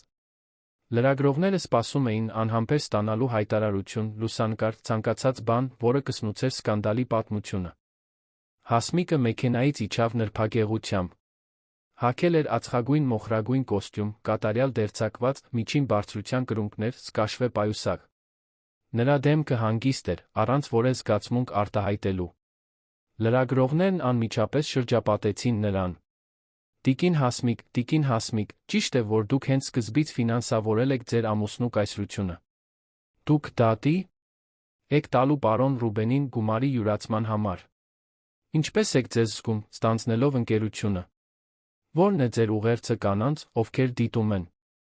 Հասմիկը մի կարճ պահ կանգ առավ։ Ուղիղ նայեց տեսախցիկներին, ասաց հաստատուն ու պարզ ձայնով. Ես միայն մեկ հայտարարություն ունեմ անելու։ Վարդանյան կառուցապատումը կայուն ընկերություն է, կարևոր նախագծերով նվիրված աշխատակիցներով։ Իմ ղեկավարությամբ մենք կշարունակենք հարգել մեր պարտավորությունները նպաստել Երանի քաղաքային զարգացմանը։ Շնորհակալություն։ Եվ առաջ շարժվեց, անտեսելով իր շուրջը պայթող լրացուցիչ հարցերը։ Ընկերության անվտանգության աշխատակիցները ճանապարհ բացեցին, Հասմիկը մտավ շենք, հետում թողնելով մեդիա քաոսը։ Վերելակում մենակ բարձրանալով 30-րդ հարկ, նա մի ակնթարթ փակեց աչքերը։ Խորը շունչ քաշեց։ Հետո բացեց աչքերը, նայեց իր արտացոլանքին վերելակի փայլուն հայելու մեջ։ Նրան նայող կինը մեկն էր, ում նա դեռ սովորում էր ճանաչել։ Տեսանելի մեկը։ Ղեկավարող մեկը։ Օրվա առաջին հանդիպումը ամբողջ գործադիր թիմի հետ էր։ 23 տնօրեններ, ավագ մենեջերներ հավաքվել էին կոնֆերանսների սրահում։ Երբ Հասմիկը ներս մտավ, բոլորը հարգանքով ոտքի կանգնեցին։ Նա շնորհակալություն հայտնեց գլխի շարժումով, անմիջապես անցավ գործին։ Գիտեմ, որ բոլորդ ցնցված եք վերջին 2 օրվա իրադարձություններից, սկսեց նա հաստատուն ձայնով։ Գիտեմ, որ ձեզանից շատերը տարիներ շարունակ աշխատել են Ռուբեն Վարդանյանի հետ, հավատարմություն են զգում նրա հանդեպ։ Հարգում եմ դա։ Բայց դուք նա պետք է հասկանաք, որ այս ընկերությունը չի կարող շարունակել գործել մի ղեկավարության ներքո, որը անտեսել է էթիկական ֆիդուցիար սկզբունքները։ Նա դադար տվեց, նայելով ներկա յուրաքանչյուր անձի։ Ես այստեղ եմ վստահությունը վերականգնելու, սխալներն ուղղելու, երաշխավորելու համար, որը Վարդանյան կառուցապատումը օրինակ կդառնա ոչ միայն նորարարական նախագծերով, այլ թափանցիկությամբ, կորպորատիվ պատասխանատվությամբ։ Տնօրեններից մեկը, Պողոս Մելիքյանը, գործառնական տնօրեն ընկերության ամենահին գործադիրներից մեկը, ամաչկոտ ձեռք բարձրացրեց։ Տիկին Հասմիկ, ամենայն հարգանքով, մեզանից շատերը ձեր մասին չգիտեին։ Ինչպես պետք է այսուհետ վարվենք։ Հասմիկը գնահատեց ազնվությունը։ Պետք է վարվեք, ձեր աշխատանքը գերազանց կատարելով, ինչպես միշտ եք արել։ Ես այստեղ չեմ եկել անխտիր զդումներ անելու։ Եկել եմ ղեկավարելու։ Եվ ինձ պետք եք դուք բոլորդ իմ կողքին։ Բայց ինձ նա պետք է հավատարմություն ընկերությանը, ոչ թե անհատներին։ Կարող եմ հույս դնել դրա վրա։ Հաստատական շշուկներ լսվեցին։ Ոմանք ավելի խանդավառ, քան մյուսները, բայց բոլորը համաձայնեցին։ Հանդիպումը շարունակվեց 2 ժամ։ Հասմիկը վերանայեց ընթացքի մեջ գտնվող հիմնական նախագծերը։ Բացահայտեց խոչընդոտները։ Հարցականի տակ դրեց որոշումներ, որոնք ֆինանսապես անկայուն էին թվում։ Եվ շատերի համար զարմանալիորեն ցուցաբերեց խորը գիտելիքներ յուրաքանչյուր նախագծի վերաբերյալ։ Նա դեկորատիվ կերպար չէր, որը քմահաճույքով ստանձնում էր ղեկը։ Նա հստակ գիտեր, թե ինչ է անում։ Վերջում Պողոս Մելիքյանը մոտեցավ նրան։ Տիկին Հասմիկ, կարող եմ անձնական հարց տալ։ Կարող եք։ Դուք իսկապես ամեն ինչ ֆինանսավորել եք հենց սկզբից։ Ֆինանսավորել եմ։ Կառուցել եմ։ Ռիսկեր եմ վերլուծել։ Ներդրումներ եմ հաստատել։ Ռուբենը հանրային դեմքն էր, բայց ռազմավարական որոշումները միշտ իմ միջով են անցել։ Պարզապես ոչ ոք չգիտեր։ Ինչու դուք երբեք դա չեք բացահայտել։ Հասմիկը մտածեց հարցի շուրջ։ Այն բարդ էր։ Ներառում էր դաստիարակություն, սոցիալական սպասումներ, սխալ տեղը դրված սերմիմիամտություն, որը նա այժմ ընդունում էր որպես սխալ։ Բայց պատասխանեց պարզ։ Որովհետև ես հավատում էի, որ հանրային ճանաչման կարիք չունեմ։ Որ կուլիսներում ճիշտը անելը բավարար է։ Ես սխալվում էի։ Տեսանելիությունը կարևոր է։ Եվ ես պետք է իմ տեղը պահանջեի հենց սկզբից։ Պողոսը հարգանքով գլխով արեց։ Դե ինչ, դուք հիմա ղեկավարն եք։ Եվ ես կանեմ ամեն ինչ, որպեսզի ձեզ աջակցեմ։ Շնորհակալ եմ, Պողոս։ Օրվա ընթացքում Հասմիկը հաջորդական հանդիպումներ ունեցավ։ Ֆինանսական բաժնի հետ, վերանայելով հաշիվները, բացահայտելով Ռուբենի գործած բոլոր յուրացումները։ Իրավաբանական բաժնի հետ, պատրաստելով պաշտպանություն այն դատական հայցերի համար, որոնք անպայման կգային։ Հաղորդակցության բաժնի հետ, մշակելով ճգնաժամային կառավարման ռազմավարություն, մամուլի հետ աշխատելու ընկերության հեղինակությունը պահպանելու համար։ Ճաշի ընթացքում, որը նա արեց իր իսկ գրասենյակում, Դավիթը հայտնվեց նորություններով։ Ռուբենը դատական հայց է ներկայացրել, տեղեկացրեց փաստաբանը։ Նա պնդում է, որ իրեն անօրինական կերպով են պաշտոնանկ արել, որ կանոնադրությունն անվավեր է, որ նա իրավունք ունի զույգի ունեցվածքի 50%-ի վրա։ Հասմիկը զարմացած չթվաց։ Դա սպասելի էր։ Իսկ Լիլիթը։ Նա փորձում է բանակցել։ Առաջարկել է վերադարձնել գումարների մի մասը, եթե մենք հետ վերցնենք մեղադրանքները։ Մի ընդունիր, կտրուկ ասաց Հասմիկը։ Նա հստակ գիտեր, թե ինչ է անում, երբ ընդունում էր ընկերությունից յուրացված գումարը։ Ես նրա համար գործերը չեմ հեշտացնի։ Հասկանալի է։ Նա զանգեր եմ ստացել որոշ լրագրողներից, որոնք ցանկանում են ձեզ հետ հարցազրույց անցկացնել։ Խոշոր լրատվամիջոցներ։ Կարծում եմ, դա լավ կլինի ձեր հանրային իմիջի համար։ Հասմիկը մտածեց այդ մասին։ Համաձայն եմ։ Բայց ուզում եմ ուշադիր ընտրել լրատվամիջոցը։ Ինչ-որ լուրջ բան։ Հարգված։ Չեմ ուզում հայտնվել բամբասանքի ամսագրերում։ Կկազմակերպեմ։ Երբ Դավիթը դուրս եկավ, Հասմիկը նորից մենակ մնաց։ Նայեց պատուհանից։ Ներքի քաղաքը եռում էր կյանքով։ Եվ ինչ-որտեղ, այդ քաղաքային խճճվածության մեջ, Ռուբենը փորձում էր ընկալել, թե ինչ է տեղի ունեցել։ Փորձում էր վերականգնվել։ Կամ գուցե պարզապես փորձում էր գոյատել։ Նա խղճահարություն չզգաց։ Այդ երեկո Հասմիկը բնակարան վերադարձավ հյուծված։ Բայց դա այլ հյուծվածություն էր։ Դա թաքնվողի, լուր թիկունք լինողի հոգնածությունը չէր։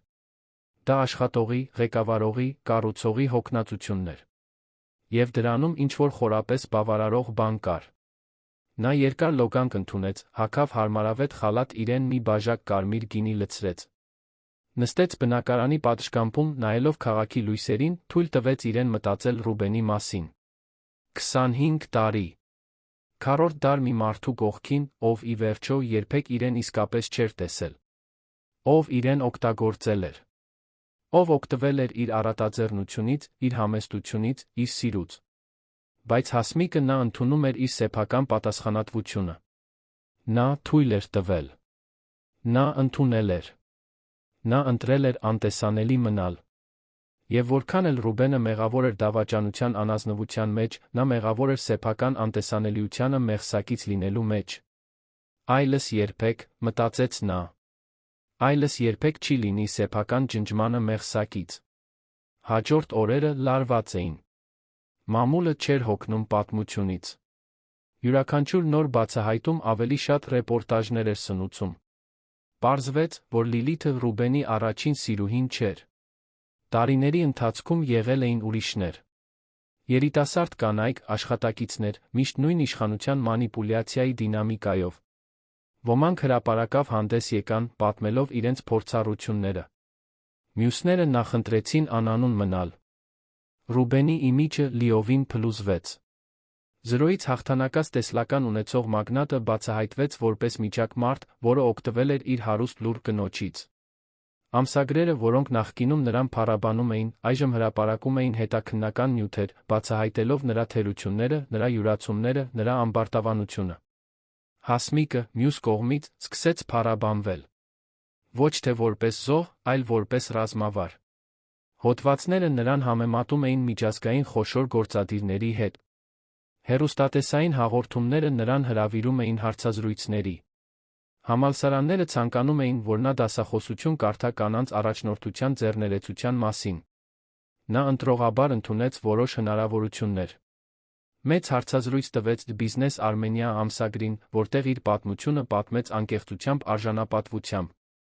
Խոսեց տղամարդկանց կողմից գերիշխող կորպորատիվ աշխարհում կին լինելու մարտահրավերների մասին։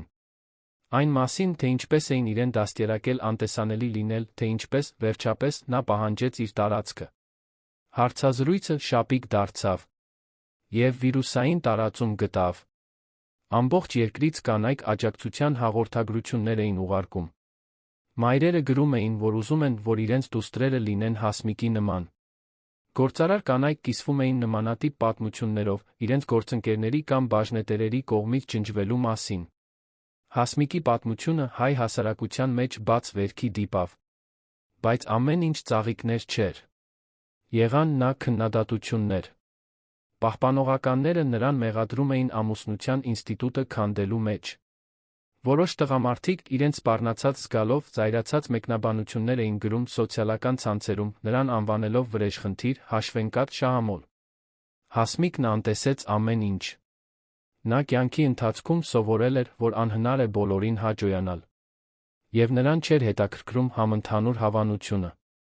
Նրան հետաքրքրում էր ճշմարտությունը։ Արդարությունը։ Իրական բան կառուցելը։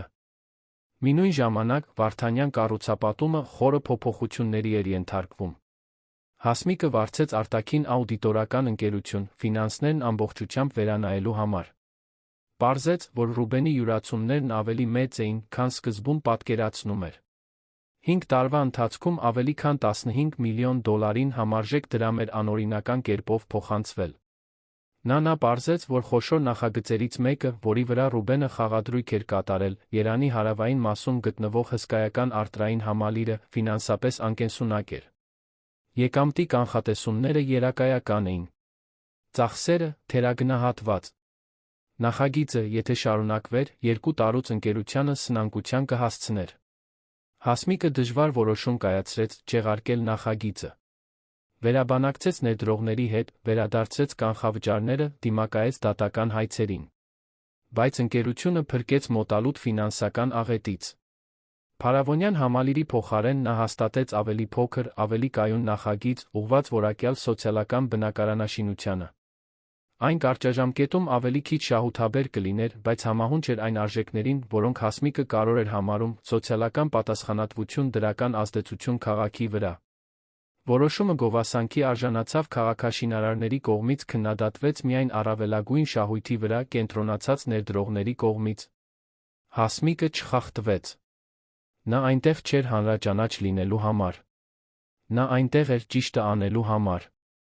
Ղեկավարումը ստանձնելուց 3 շաբաթ անց Հասմիկը անսպասելի այցելու ունեցավ։ Ռուբենն էր։ Նա հայտնվեց նրա գրասենյակում առանց զգուշացնելու, կարողանալով համոզել ընդունարանի աշխատակցին թույլ տալ իրեն բարձրանալ։ Երբ նա մտավ սենյակ, Հասմիկը ցնցվեց նրա տեսքից։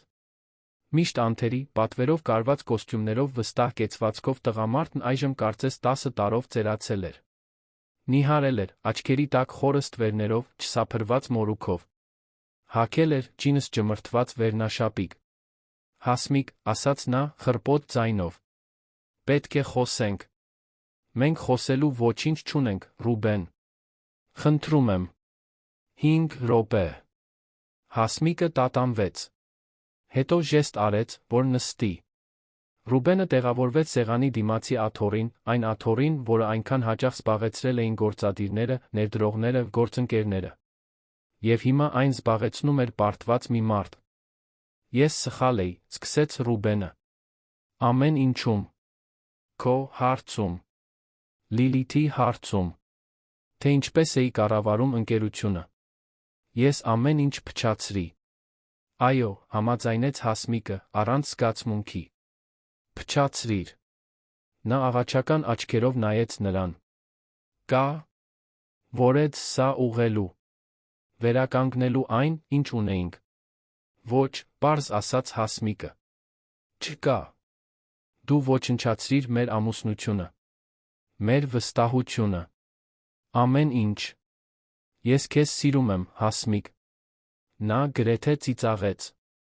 Բայց զսպեց իրեն։ Դու ինձ չես սիրում, Ռուբեն։ Գուցե մի ժամանակ սիրել ես, չգիտեմ։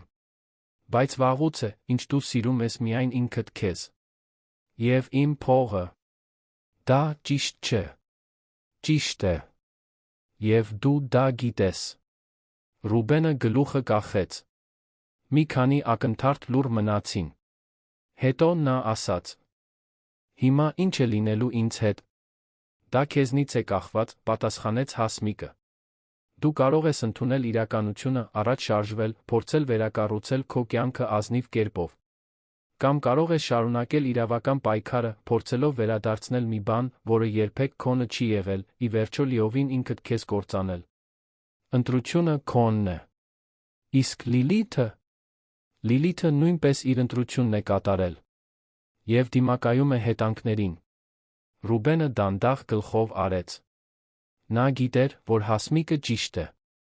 Ոտքի կանգնեց, պարտված։ Դուրս գալուց առաջ կանգ առավ դռան մոտ հետ նայեց։ Ես իսկապես ցավում եմ, Հասմիկ։ Ամեն ինչի համար։ Ես էլ, Ռուբեն։ Ես էլ եմ ցավում։ Բայց ոչ քեզ համար։ Ցավում եմ, որ կյանքիս 25 տարին վատնեցի մեկի վրա, ով երբեք ինձ արժանի չէր։ Ռուբենը դուրս եկավ առանց պատասխանելու։ Եվ Հասմիկը այլս երբեք նրան անձամբ չտեսավ։ Հաջորդ շաբաթների ընթացքում Ռուբենի փաստաբանը կապ հաստատեց Դավիթի հետ, առաջարկելով համաձայնություն։ Ռուբենը հետ կվերցներ բոլոր դատական հայցերը, համեստ փոխհատուցման այն բնակարանը, որտեղ ապրում էր, պահելու թույլտվության դիմաց։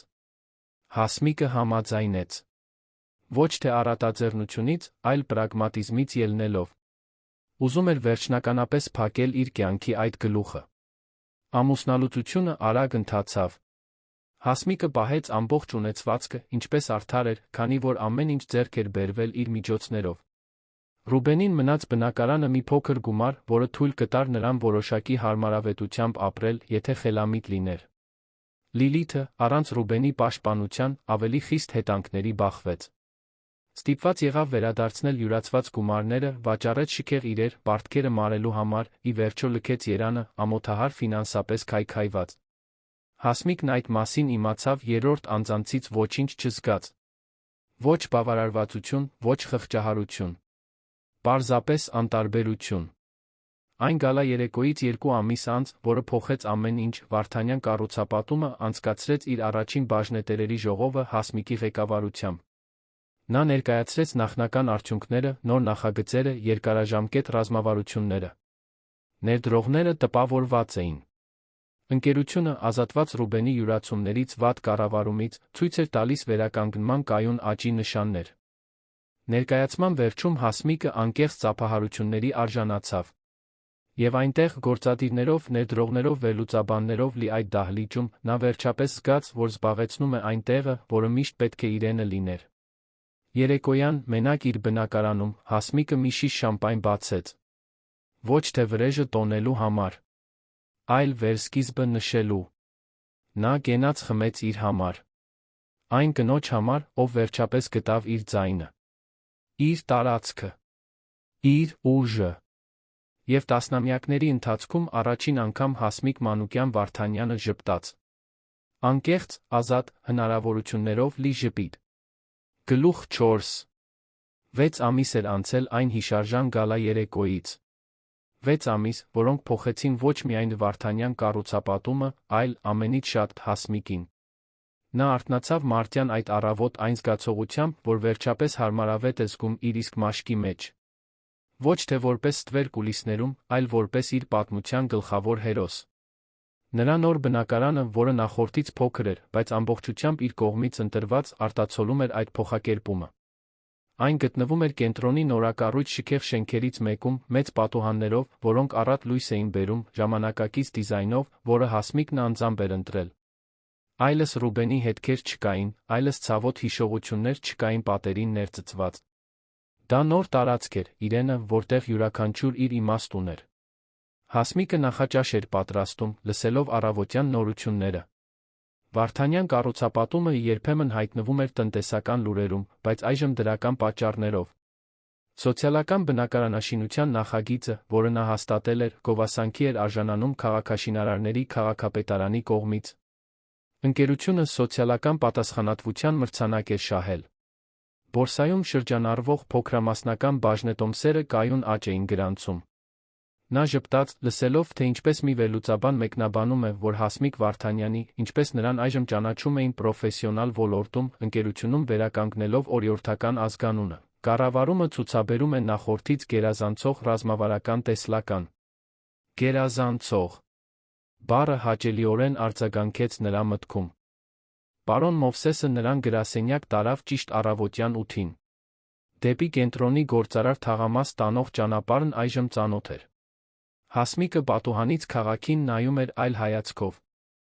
Երանն այլս միայն այն քաղաքը չէր, որտեղ նա տասնամյակներ ապրել էր։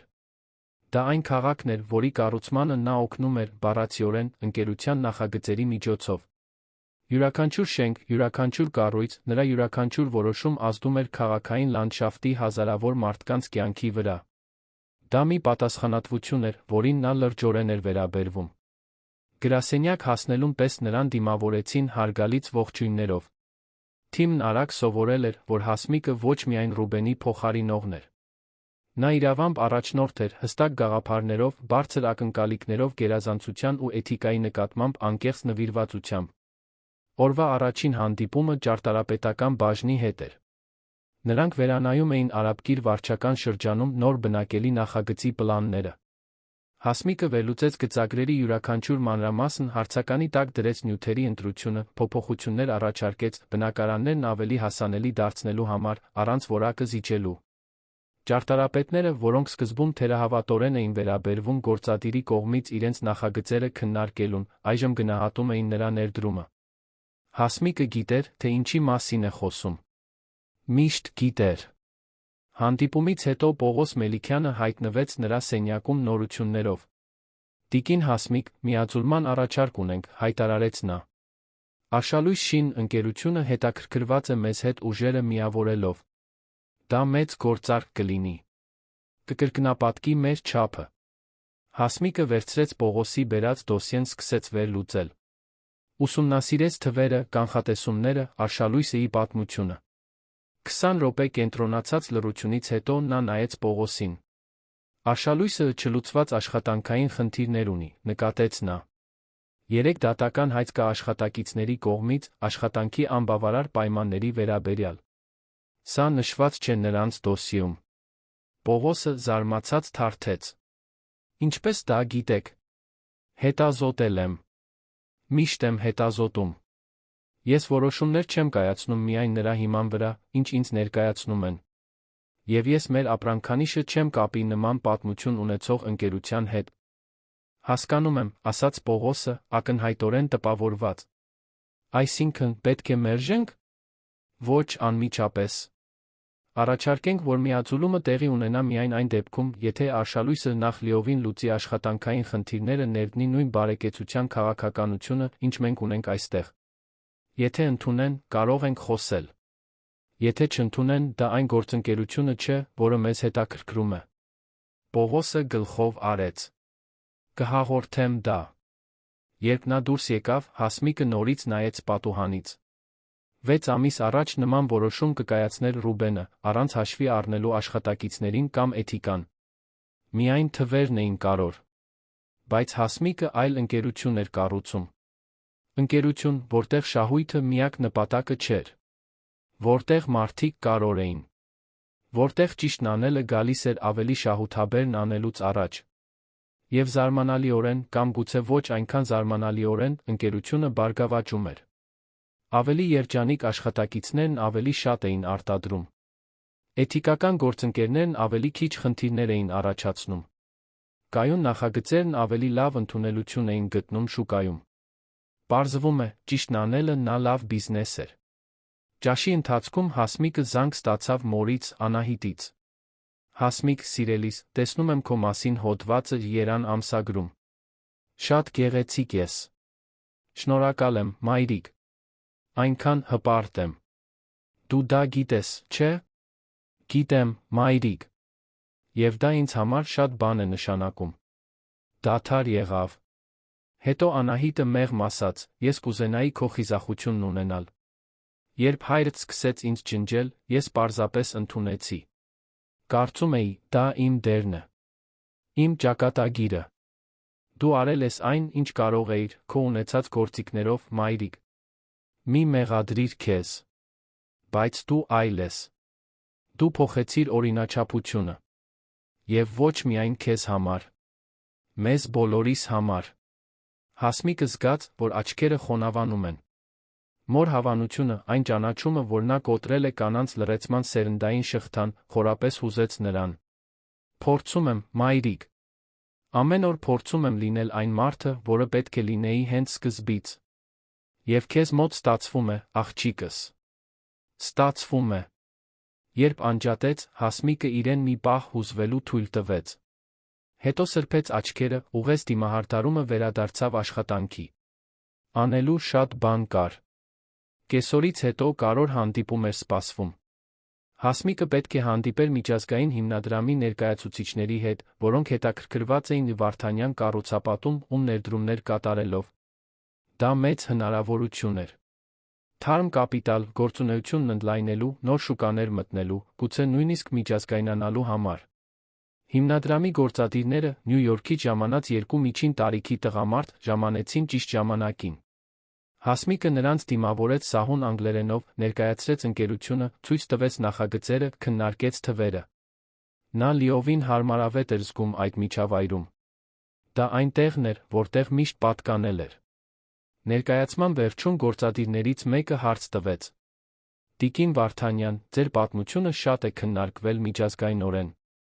Այն փոխակերպումը, որը դուք իրականացրել եք այս ընկերությունում այսքան կարճ ժամանակում, տպավորիչ է։ Բայց մի հարց ունեմ։ Ինչու դուք այդքան երկար սպասեցիք վերահսկողությունը ստանձնելու համար։ Հասմիկը ուշադիր մտածեց պատասխանելուց առաջ։ Երկար տարիներ ես հավատում էի, որ կուլիսներում աջակցելը բավարար է։ Ինձ դաստիարակել էին ուշադրություն չգրավել, թիկունք լինել առանց երալու։ Եվ դրանում արժեք կա որոշակի համատեքստերում։ Բայց ես սովորեցի, ցավոտ կերպով, որ տեսանելիությունը կարևոր է։ Որ քո տարածքը պահանջելը սնապարտություն չէ, այլ անհրաժեշտություն։ Հատկապես կանանց համար։ Այնպես որ ես սպասեցի, որովհետև չգիտեի, որ իրավունք ունեմ չսպասելու։ Բայց հիմա գիտեմ։ Եվ այդ դասն օգտագործում եմ ամեն օր։ Գործադիրները տպավորված հայացքներ փոխանակեցին։ Հանդիպման վերջում նրանք կնքեցին ներդրումային համաձայնագիրը։ $20 միլիոն, որը թույլ կտար Վարդանյան կառուցապատում ինձ զգալիորեն ընդլայնվել։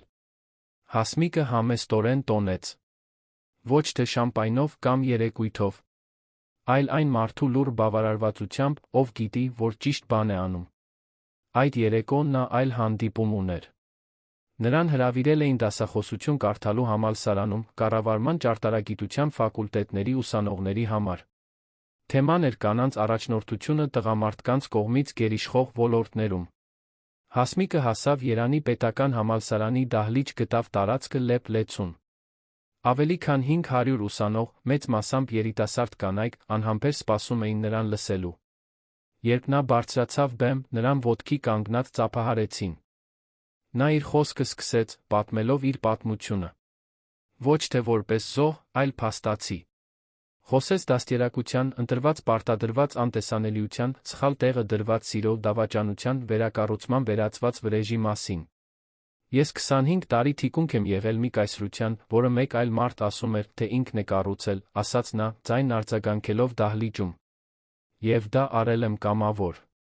Որովհետև հավատում էի, որ դա բավարար է։ Որ հանրային ճանաչումը կարևոր չէ։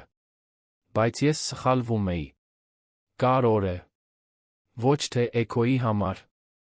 այլ որովհետև երբ կանայք անտեսանելի են, երբ մեր աշխատանքը ջնջվում է, երբ մեր ներդրումը մերժվում է, մենք կորցնում ենք ավելին, քան անհատական վարկը։ Մենք կորցնում ենք հավաքական ձայնը։ Կորցնում ենք ներկայացվածությունը։ Կորցնում ենք այլ կանանց ոգեշնչելու հնարավորությունը։ Ուսանողները լսում էին բացարձակ լռությամբ, կլանելով յուրաքանչյուր բառ։ Այնպես որ իմ խորհուրդը ձեզ, հատկապես այստեղ ներկա կանանց, հետևյալն է. Մի սպասեք թույլտվության, ձեր տարածքը զբաղեցնելու համար։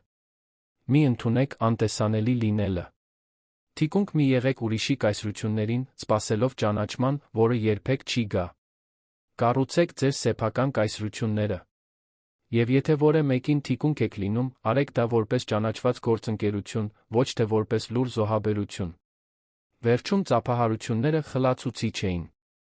Մի քանի ուսանողուհիներ հետո մոտեցան, փայլող աչքերով, ասելով, որ Հասմիկը ոգեշնչում է։ Որ ուզում են լինել նրա նման։ Որ երբեք չեն ընդունի անտեսանելի լինելը։ Հասմիկը գրկեց նրանցից յուրաքանչյուրին, զգալով, որ գուցե իր պատմությունն ավելի մեծ նպատակ է ունեցել, քան անձնական վրեժը։ Գուցե դա օրինաչափությունները փոխելու մասին էր։ Շղթաները կոտրելու մասին։ Ցույց տալու մասին, որ հնարավոր է վերսկսել, նույնիսկ տասնամյակների ջնջումից հետո։ Այդ գիշեր, տուն վերադառնալիս, Հասմիկը ճանապարհին կանգ առավ խնդրեց պարոն Մովսեսին կայանելը Վարդանյան կառուցապատում ի գլխամասային գրասենյակի դիմաց։ Նա իջավ մեքենայից մի քանի րոպե նայեց 30 հարկանի հայելապատ շենքին։ Որոշ գրասենյակներում դեռ վառվող լույսերին։ Գագաթին փայլող ընկերության լոգոտիպին։ Դա իրենն էր։ Միշտ եղել էր։ Բայց հիմա, վերջապես, աշխարհը գիտեր։ Նա մտածեց Ռուբենի մասին։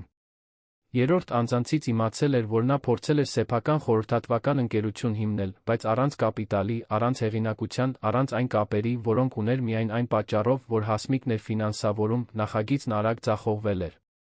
Նա այժմ ապրում էր համեստ, դառնացած, դեռ փորձելով ընկալել անկումը։ Հասմիկը բավարարվածություն չզգաց նրա կործանումից։ Ոչ էլ խղճահարություն։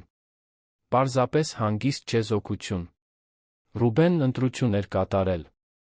Նա ընտրություն էր կատարել։ Եվ երկուսն էլ ապրում էին հետանքներով։ Ինչ վերաբերում է Լիլիթին, Հասմիկն իմացել էր, որ նա լքել է երանը վերադարձել իր հայրենի քաղաք Տավուշի մարզում։ Փորձում էր վերակառուցել կյանքը ուշադրության կենտրոնից, սկանդալից, ամոթից հեռու։ Հասմիկն անկեղծորեն մաղթեց, որ նրա մոտ ստացվի։ Որ նա սովորի այն դասերը, որոնք այդ փորձառությունն առաջարկել էր։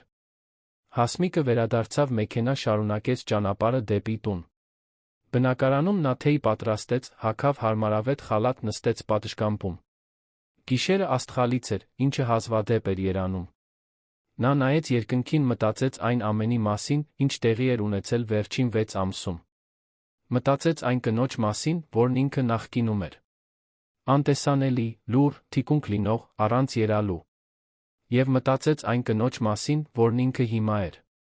Տեսանելի, ձայն ունեցող, ղեկավարող, առանց ներողություն խնդրելու։ Երկուսն էլ ինքն էին։ Երկուսն էլ արժեք ունեին։ Բայց միայն մեկն էր ազատ։ Նրա բջջայինը զանգեց։ Դավիթն էր։ Հասմիկ, ներիր, որ ուշ եմ զանգում։ Բայց մտածեցի, կուզենայիր իմանալ։ Ռուբենի դեմ վերջնական դատավարությունը փակվել է։ Նա ստորագրել է բոլոր պայմանների հետ համաձայնությունը։ Պաշտոնապես ավարտված է։ Շնորհակալ եմ, Դավիթ։ Ամեն ինչի համար։ Ոչ միայն հիմա, այլ այս բոլոր տարիների համար։ Իմ գաղտնիքները պահելու համար։ Իմ պլաններն իրականացնելու համար։ Ինձ հավատալու համար։ Միշտ եմ հավատացել, Հասմիկ։ Դու ամենախելացի կինն ես, ում ճանաչում եմ։ Պարզապես մի փոքր ժամանակ պահանջվեց, որ դու ինքդ հավատաս դրան։ Երբ անջատեց, Հասմիկը մի թեթություն զգաց, որը տարիներ շարունակ չէր զգացել։ Նա ազատ էր։ Իրավականորեն, զգացմունքային, հոգորապես։ Ազատ այն ամուսնությունից, որը բանտ էր դարձել։ Ազատ այն ակնկալիքներից, որոնք իրեն խեղդում էին։ Ազատ լինելու հենց այն, ով ինքն էր։ Նա մտածեց ապագայի մասին։ Առջում այնքան շատ բան կար։ Հաստատելու նախագծեր։ Ղեկավարելու թիմեր։ Կառուցելու քաղաքներ։ Եվ դրանից ավելին, ապրելու կյանք կար։ Մի կյանք, որը տասնամյակներ շարունակ դադարի մեջ էր եղել, այժմ վերջապես կարող էր շարունակվել։ Հասմիկը չգիտեր, նորից կամուսնանա թե։ Ոչ։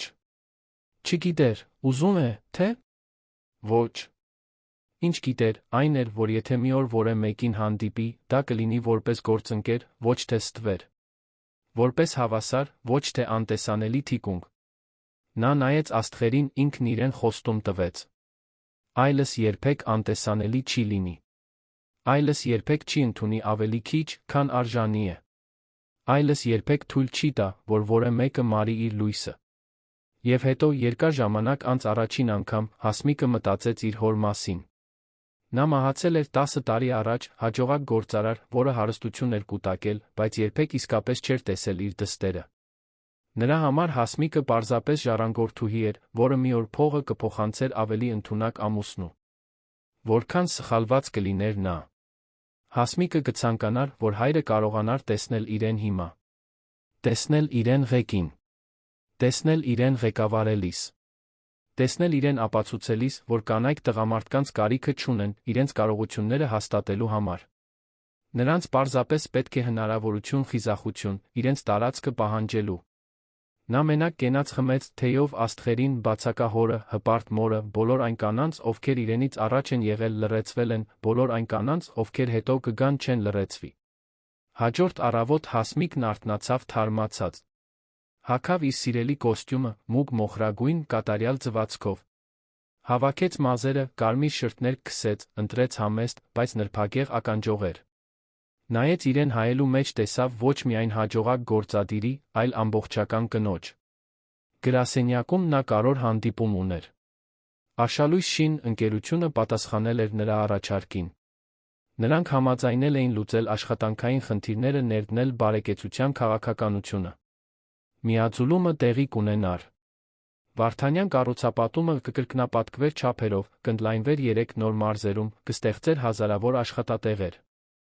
Եվ այս ամենը Հասմիկի ղեկավարությամբ։ Համաձայնագրի կնքման հանդիպման ընթացքում, երբ ստորագրում էր միաձուլումը ամրագրող փաստաթղթերը, Հասմիկը բացարձակ պարզության պահ ապրեց։ Նա հենց այնտեղ էր, որտեղ պետք է լիներ։ Անում էր հենց այն, ինչ պետք է աներ։ Լինում էր հենց այն, ով պետք է լիներ։ Այլս կասկածներ չկային։ Այլս տատանումներ չկային։ Միայն վստահություն։ Օրվա վերջում, երբ բոլորն արդեն գնացել էին, գրասենյակը լուռ էր, Հասմիկը մենակ մնաց սենյակում։ Նայեց քաղաքին պատուհանից, լույսերը սկսում էին վառվել, երբ Արը մայր էր մտնում, թույլ տվեց իրեն հպարտություն զգալ։ Հպարտություն ոչ թե վրեժի համար, ոչ թե Ռուբենի անկման համար, այլ իր համար։ Գործելու խիզախություն ունենալու համար, ցավը ուժի վերածելու համար։ Ոչ միայն ընկերությունը, այլ սեփական կյանքը վերակառուցելու համար։ Նա մտածեց բոլոր այն կանանց մասին, ովքեր հենց այդ պահին թիկունք էին լինում ամուսիններին, գործընկերներին կուլիսներում, ովքեր ֆինանսավորում էին ուրիշի երազանքները, մինչդեռ իրենցը թառամում էին, ովքեր ընդունում էին անտեսանելիությունը որպես անխուսափելի ճակատագիր։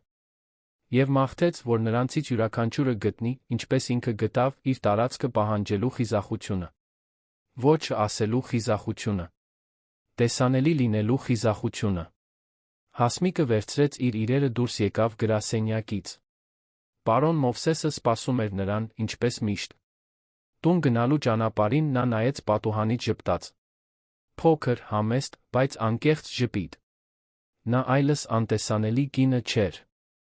Այլս լուր ժառանգորդուհին չէր։ Այլս այն կինը չէր, որը թիկունք էր լինում ուրիշի կայսրություններին։ Նա Հասմիկ Մանուկյան Վարդանյանն էր։ Գործարար, առաջնորդ, ներդրող։ Եվ 25 տարվա մեջ առաջին անգամ նա լիովին, ամբողջովին, խորապես ազատ էր։